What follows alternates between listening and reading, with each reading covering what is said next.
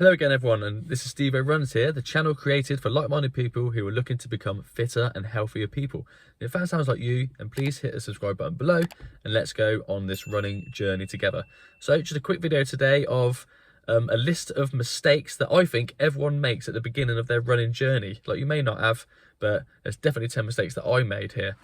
So if you're new to running and you're just getting into it, or whether you're just a few months in, check out this list and see if it rings true to you, and see if I can save you time in cutting these things out and getting your running journey on track straight away.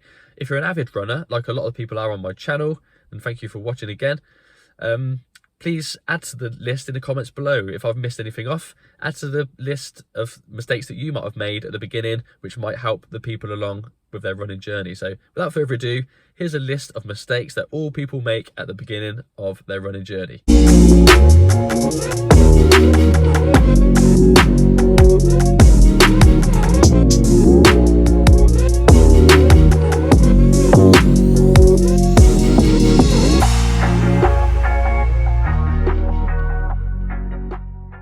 Okay, so mistake number one, not getting proper gear to run in. So good quality and proper fitting shoes are essential for running. If you're going to drag an old pair of trainers out of your cupboard and just think, oh, they're due for my running shoes, you're going to know about it pretty sharpish. When your injury is going to start coming on thick and fast. So get some decent shoes, replace them every 350 400 miles to ensure that they're being supported still properly to save on injuries.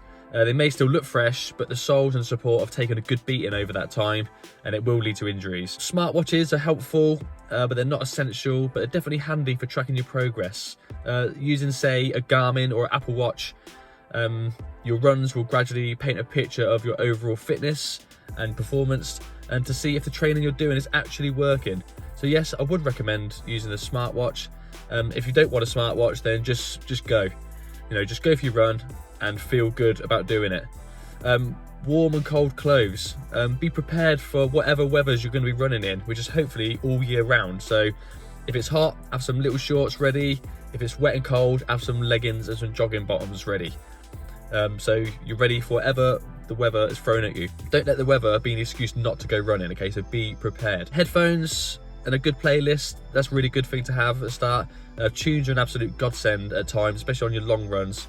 Listening to music helps get you round, and you will be back from your run before you even know it. So, and obviously a water bottle for obvious reasons to drink out of. Mistake number two, not scheduling your workout week.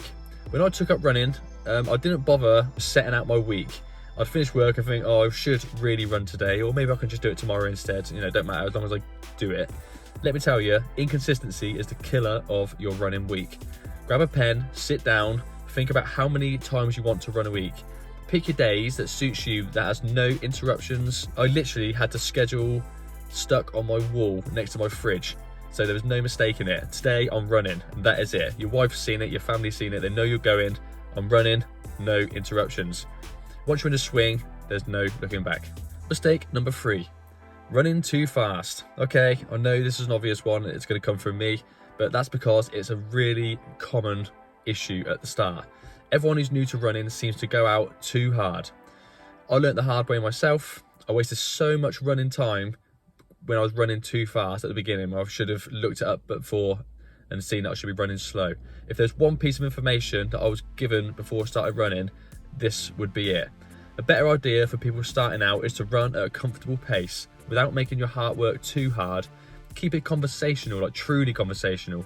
And if you can teach yourself the discipline of doing the majority of your runs at the easy pace, then you will become a good runner at a far quicker rate.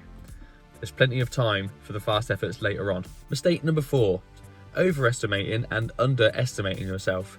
So overestimating yourself is, if you begin running, you think, oh, I used to play football before, I've done this, I'm fit as a fiddle, really.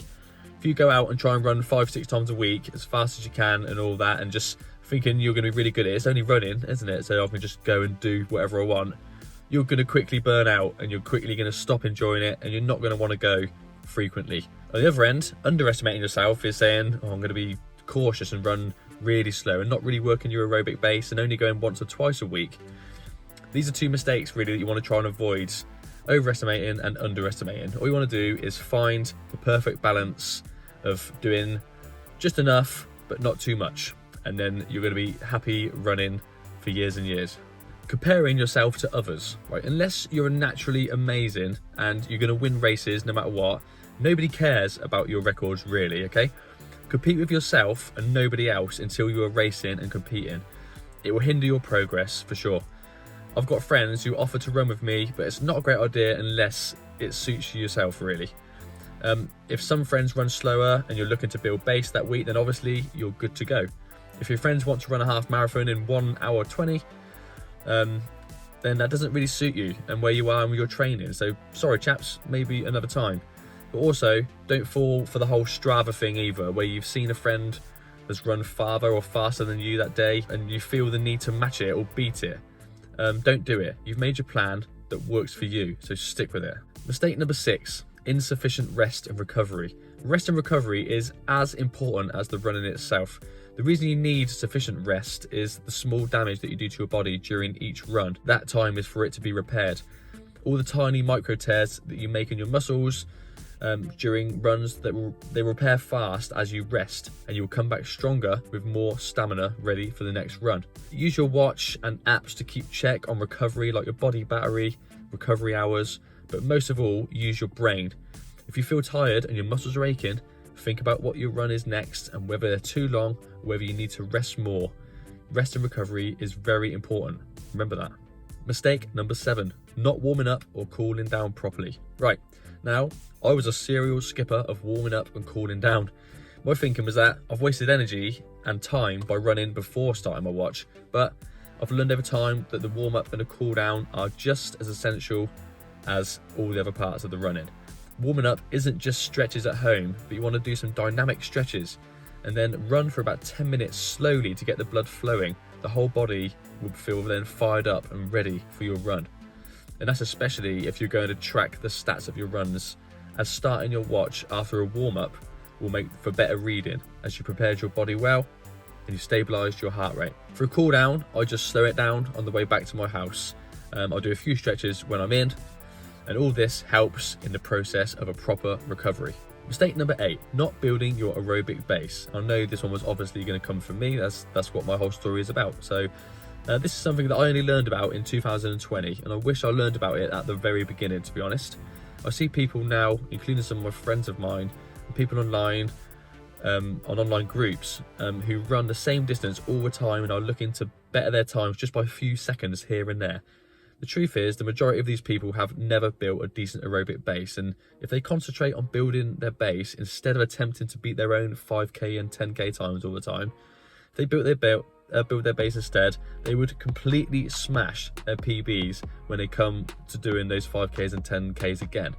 The reason for that is you've conditioned your heart to stay lower, and you've taught your body to adapt to run for longer at a certain pace. Basically, running slower but for longer will make you faster because your body can cope with more. Building base is like building a house. The bigger and stronger the foundations, the bigger and better the building on top of it when that time comes. Mistake number 9, poor nutrition. Now, you can't outrun a bad diet. You've heard that saying so many times, but try eating natural food in its simplest form. Hydration, drinking plenty of water every day, eat healthy, drink loads of water, and your body is going to love it and your running is going to go way better. And finally, mistake number 10, not having belief in yourself. Finally, and importantly, do not begin running with a negative outlook.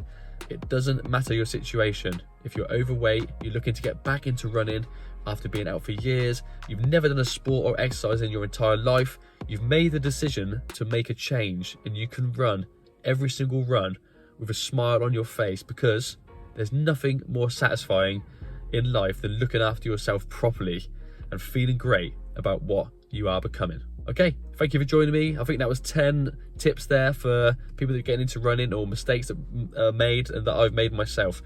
I hope they become helpful. Hope the video ain't been too long. Please consider subscribing to my channel to see what mistakes I've been making over the years and what I've managed to turn around and get right over the time. So have a look on my Strava, Stevo runs, Instagram and all that stuff if you're interested in following along. And I appreciate your time watching my video. Thank you very much. See you again. Stevo runs.